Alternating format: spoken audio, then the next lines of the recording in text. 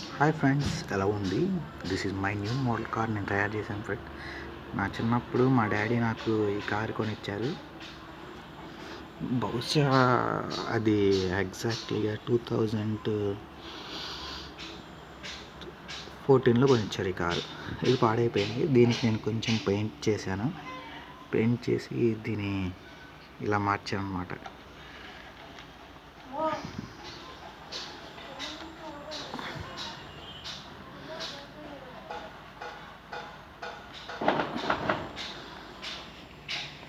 ఇలా ఉంది. దీనికి లైట్స్ పెట్టాను.